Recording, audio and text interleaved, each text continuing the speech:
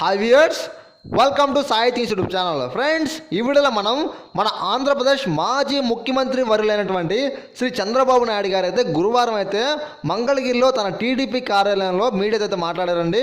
So ఆయన ఏం మాట్లాడారంటే, మన ఈ ప్రభుత్వం అయితే పెన్షన్లు అయితే భారీగా తగ్గించారని చెప్పేసి ఆయన అయితే మాట్లాడడం జరిగిందంట. ఇంకా అదేవిధంగా మమ్మల్ని అయితే అసెంబ్లీకి రావద్దు అంటున్నారని చెప్పేసి ఆయన మాట్లాడడం జరిగింది. ఇంకా అదేవిధంగా అసెంబ్లీ ఏమన్నా వాళ్ళ తాత జాగిరా అని చెప్పేసి ఈయనతో మాట్లాడడం జరిగిందంట. మనమైతే పూర్తి రోజులకు వెళ్ళిపోతాం ఫ్రెండ్స్. మీరైతే స్కిప్ చేయకుండా వీడియో లాస్ట్ వరకు చూడండి ఫ్రెండ్స్.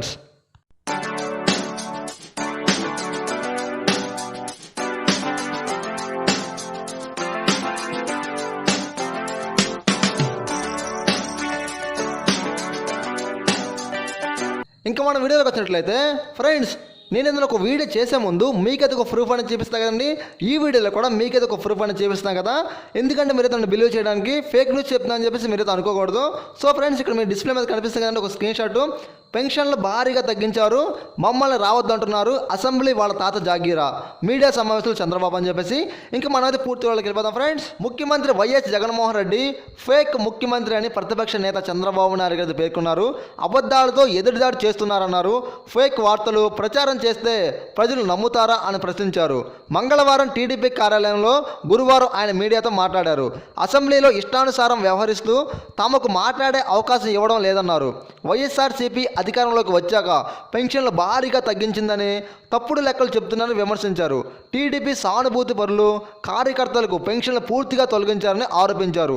టీడీపీ హయాంలో 44.32 లక్షల పెన్షన్లు ఇచ్చినట్లు అసెంబ్లీ సమావేశంలో సీఎం చెప్పారని, కానీ తాము 50.29 లక్షల పెన్షన్లు ఇచ్చామని చెప్పారు.